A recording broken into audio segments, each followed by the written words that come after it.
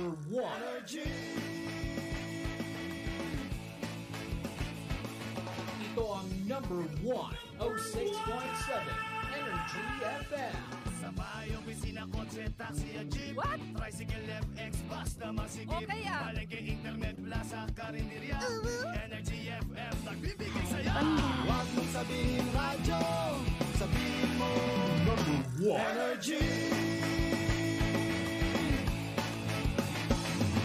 Pangga, energy kaibigan mo. Pangga, energy ang numero 1. Kaya't tumalo na at isigaw mo. Same, pero iba. Huwag mong sabihin radyo, sabihin mo Energy. Ay! Naku, Mare!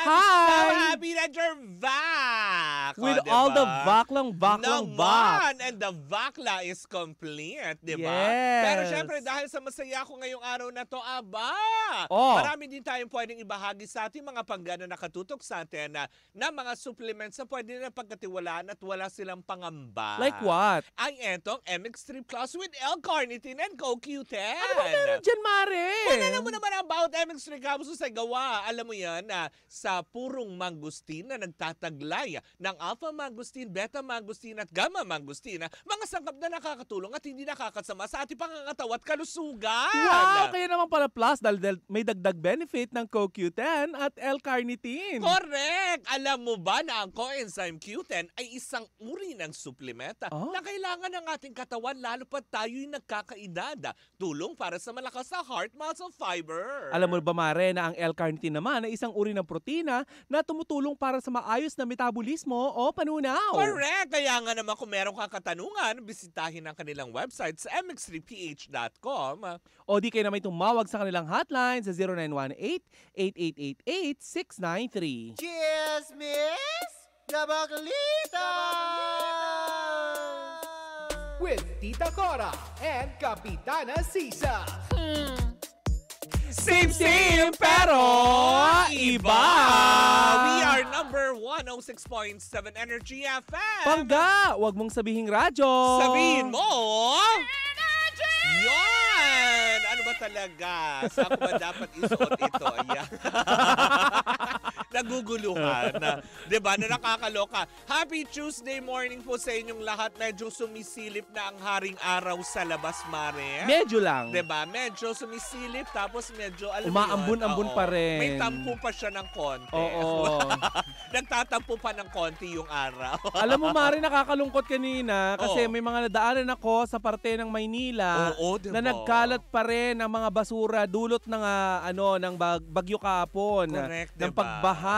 Diba? Hindi man tayo direktang tinamaan ng bagyong Oo, Enteng. diba? Ay, Kahapon, ako, oo. Oo, Promise. ang lakas kasi ng hangin. Ramdam ko dun sa labi ng tinitirahan namin na parang matatakot ka maglakad, diba, ng bongga. Oo. Yun, kaya nga naman, diba, maging leksyon, Mare. Kasi, diba, katulad nito, nakita na po natin, diba, yung mga basura, kung bakit tayo yung alam mo yun, nagkakaroon ng baha. Yes. Sana magkaroon po tayo ng disiplina na ngayon. Dahil Yung tayo mga kalat, Correct. Di ba yung mga plastic? Ang dami. Yung iba nga naglalakad. Charot. Oy! Grabe ka! Yung iba nga katabi mo lang. Talaga ba? Ay, hindi, ikaw yun. Ipasok kaya kita dyan sa loob ng bowl. Alam mo ba, Mare, isa pa ito sa sa nakakalungkot na balita. Kasi nga, aktibo yung mga pumping station natin at maayos yung mga pumping station ngayon. Pero hindi na daw kinakaya dahil sa volume ng tubig na tinatanggap natin mula sa mga sa bugso ng Bagyong Enteng. Alam mo, nakakalungkot lang, Mari, dahil dito si Bagyong Enteng, actually, hindi siya malakas ang ulan, malakas ang hangin niya. Yes. Na nakakatakot kasi di ba usually dyan may mga lumilipad na yero, Oo. yung mga kahoy-kahoy na mga pinapatong sa bubungan, yung mga ganyan. Yes. Di ba?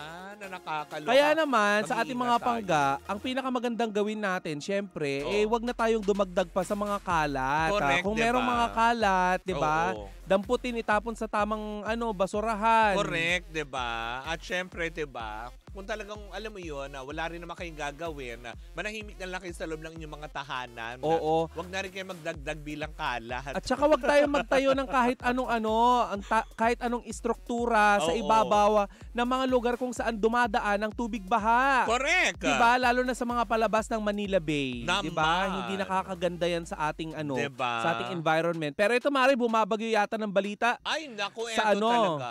Diba? Ng Sa bonggang-bongga. chika mo. Eto ang chikang ating nasagap kasabay ng malakas na hangin. Ni Enteng. Tinangay na ng hangin. Sino? Ang isang co-host ni Willie. Ay! Oh. Kasabay ng bagyo? Yes. Tuluyan na ngang nilisan ng isa Nino? sa co-host ni Willie Revillame sa Will to Win netong si MJ Kayabyab. Hala. O, diba? Para po dun sa mga hindi nakakaalam, si MJ Kayabyab po ay isa sa mga Viva artist, diba? Talent po ito. 'Di ba? Na kung saan nga naman napapanood naman natin siya sa mga ilang pelikula na na-produce by Viva, tulad na lang ng Diary ng Pangit, 'di ba? Tula para kay Stella, 'di ba? At marami din siya mga TV shows na ginawa na nakakaloka. At syempre mas kilala itong si MJ Kayabyab na ito, Mare, bilang isang travel influencer kasi sa mundo ng social media. Kaya nga naman nung inalok siya nung una ay parang nagdalawang isip nga daw siya kung tatanggapin niya ito, pero nahikayat din siya ni Willie na tanggapin nga ang naturang pagko-co-host sa bubuksan nilang show, which is ongoing na ngayon. Pero sa kasamaang palad, Mare, ay talagang diniklara na niya ang kanyang pagre-resign sa naturang show dahil sa personal reason. So ibig sabihin, Diba? Mare, linawin lang natin, umalis Oo. siya kay Willie, hindi Oo. dahil buringot si Kuya Will. Oh, parang yun nga sinasabi, na-stress na siya. Asa yung Diba? personal reason Yun yung niya? personal reason na hindi naman niya idinitalye. So, ang mga tao na ngayon na nagtatag na ang personal reason, isa doon, hindi na niya kinaya ang Lola Willie. Diba? Yung mga ganong aspeto. Hoy. Sabi nga ng ilan, alam mo yun, diba dati, nachichismis si Anna Ramsey, diba, na iiwan, babalik sa Showtime. Yes. Naunahan pa niyo si Anna Ramsey na umalis. Diba? Kahit So hindi totoo ang balitang si Anna Ramsey ang hindi na doon ano. pa. Nandun pa si Cairo. Anna Ramsey, diba? Pero yun nga, ang masasabi lang ni MJ Kayabyab kay Anna Ramsey, ako muna, diyan ka muna. Oo. Huwag tayo mag-unahan. Diyan ka lang, ako muna. Lakas maka-MRT. Di ba, na nakakaloka? Pero yun na nga, di ba, hindi na, masaya naman daw si MJ, di ba? Kaya lang isa sa mga reason din na sinabi nga niya is from Novaliches ata siya, tapos babiyahe siya to Pasig. Parang, yung una okay pa daw eh. Kaya lang parang ngayon, nararamdaman na daw niya yung pagod. Di ba, ng bongga. Talaga ba? Pagod ba? Hindi, Mari, kasi o pagod syempre, na marinig ng kabubulyaw sa may pep talk kaya sila after ng Ha? program. pep talk ba? Hindi ba rally ang tawag doon? Kasi sigawan. Balitaktakan. Sabi ko sa inyo, Debate. ilagay nyo kasi si Kuya Will sa face-to-face. Oo nga, diba? Diba? Bakit ba hindi nyo in-offer sa kanya yun? Di ba pero may napapabalita dati na sino ba ilalagay sa face-to-face? Si Jelly de Belen. Oo, ang pwede napapabalita, diba? Oo. Kasi nga tuluyan na rin yata talaga nagpaalam din si Carly Momsha. Carly Mamsha. Sino yun? Bale, pinagbali-baliktad ko. Mamshi si Carla. Na Carly ano, Momsha. hindi aalis din talaga siya Ma'am, dahil si nga sa Carla eleksyon. pala. Oo, diba? Na parang sinasabi nga ng ilan, mukha yata magkakaroon ng epekto ito dahil nga sa paglantad nitong, alam mo yun, dating pinangakuan niya ng trabaho na hindi naman itinupad. Tapos ngayon tatakbo kang bilang isang party list. Si Miss Catering. Oo, diba? Sabi nga ng ilan, mukhang makaka-apekto yata ito kay Carla. Kasi up to now daw, wala pa rin daw statement si Carla about it. Lalo na taga-Tacloban din si Miss Catering. Oo, diba? Kababayan niya Pare-pareho pa sila, mismo. na nakakaloka. Pero yun na nga, 'di ba? Marami nga lang anawindang kasi nga talagang etong batang ito may potential naman din sana. Tsaka gwapo. In fairness, 'di Diba? ba? Kasi nga naman kung ano, dun sa mga hindi pamilyar, napapanood niyo po siya sa mga TikTok, sa mga kung saan mang platforms dahil siya ay isang travel influencer talaga. Not agency, Oo, pero hindi. influencer. Hindi travel agency na tatakbo. Yung travel agency na may pa-promo, pay now, see you later. Gano. Habulan, tagu-taguan pala ang laro. Naku, huwag kayo magtitiwala sa mga ganon. Diba? Kaya nga naman. Baka na-miss niyo naman ang pagiging travel, vlogger. Alam mo, marami nga kasi nagtataka. Kasi kung talagang alam mo yun, very harmonious siguro ang samahan. Kahit pa sabihin mo malayo yung travel mula sa Novaliches to kasi trabaho yan, Mari. Iba yung nasa limelight ka na nasa telebisyon, diba? Pero para mapagod ka, saang aspeto ka napagod?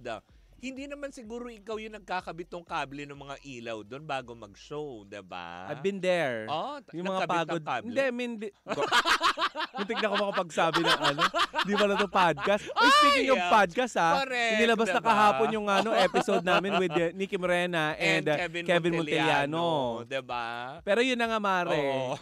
Naranasan ko din yan, yung trabahong nakakapagod. Ay, Kasi talaga ba? it's not the job actually. It's the people around you. Oo, totoo. Diba? Yung Diba? Toxicity. Lalo na Diba? kapag lagi kang binuburingot, Oo. 'di ba? Lagi kang O kaya may mga laging buringot, 'di ba? Yung sinisita ka sa pagkakamali mo, Oo. pero hindi ka pinapalakpakan sa tagumpay mo. Tama, 'di ba? 'Di Yung mga ba? ganung So ikaw aspect. mapapaisip ka na ano ba tong tao na to? Parang Ay, are you Ay, talaga ba? Hindi, Tita Cora. Ako lahat ang nag-iisip. Wag kang dumaan sa harapan ng Huwag kang camera. ano dyan. Alam mo na, re-rehearse tayo. Pagka... Direct. Re-rehearse yan. Focus nyo nga to. Hindi ko malaman, re-rehearse natin, pero pagka-show, palpak. Gusto ko lang pag malaki tong LED floor. Wow, may LED floor. Paki-focus nga direct. Ganyan nga direct. Huwag mong lagyan ng sound effects. Seryoso ito. Hindi ito biro-biruan. Boo! Oh! Tapos ano sabi niya nung binu siya? O, diba? Tapos ako ang babashin nyo. Tapos tumawag ka. Hello. Hello, Kuya Will. Ay, hindi ito. Mali. Dito family feud. Binaba. Nakakaloka, diba? Award. Well, anyways, pero marami din naman kasi talaga din, hindi ba? Siguro marami na nagpatotoo, ilan sa mga nakasama at nakatrabaho nga ni Kuya Will, diba? Pero wala pa rin naman din nakakaalam nun at pawang si MJ Kayabyab na lang nakakaalam nun sa kanyang Not personal. Felipe, Oo, pero correct. Kayabyab. Hindi siya magpapatrol kay Kuya Hindi siya Will. sa Star Patrol. Hindi siya magpapatrolya ng bongga. Pero anyways, MJ, good luck, 'di ba? Kung saan ka man mapadpad, i-continue mo ang iyong pagiging travel vlogger, 'di ba? Well, we wish you well, 'di ba? Mali mo naman mag-transfer siya kung saan eh. Hindi, May tsaka mga isa pa, hindi rin naman natatapos yan dyan. Tsaka for sure, under Viva artist yan eh. Di ba? Oo. Under Viva ka for sure, hindi ka naman pababayaan ng Viva. Di ba? Ng bongga. Mawala ka man dyan kay Kuya Will, at least medyo makakatulog ka naman din kahit papaano ng 8 oras. Bakit? Depressed na din. O hindi maglalagas ang hair ha. Oy, at least makakatulog ka na hindi mo kailangan uminom ng melatonin. Ay! Klaka! Diba? Pamatulog daw yun, diba? Ng bongga. But anyways, diba? Good luck to you, MJ Kayabyab. Saan ka man dalhin ang iyong mga paa, mabuhay ka pa din at go to support ang Kung sa kamandali na yung mga paa, gumapang ka. Napapagod ako kakapir. Ang sakit, ang hirap pag-iipit ng kilikili. Na-miss ka namin kahapon. Ay, hindi pala kasi kahapon nag-bingo plus. Oo nga. So, alam mo yun, hindi ka rin nila na-miss. Ganun ba? Di kita abot. Well, sa ating magbabalik na ko, mamimigay tayo, Mare, ng panibagong 500 pesos sa ating mga pangga. Mamimigay ba tayo ngayon? Oo, yes. Diba? Ganun talaga. Pag may bumabagyo din ang papremyo sa Energy FM. Tulong natin yan sa ating mga pangga na walang sawang sumusuporta sa Bingo Plus at sa Energy FM. Perfect. Diba? Kaya, Ganon! Oo, ganon ang pagtulong. Diba? Oo. Kung ibigay nyo na ng todo. Tsaka diba? masarap, Mare, yung tumutulong ka, Mare, na walang hinihintay na kapalit. At the Naman. same time, Mare, Oo. masarap yung tumutulong ka ng wala kang dinaramdam sa kalooban. Oo, totoo naman. Dapat maluwag sa kalooban mo. ang Truth, pagtulong. hindi ba? At pag may natatanggap na blessing, wag ding maramot. Oo, i-share ang blessing. Yes. Diba? Kaya naman, Oo, well, in the meantime, mga panggak, bumalik si Kapitana Sisa. at ako naman yung Tita And Cora. we are still, Same pero iba.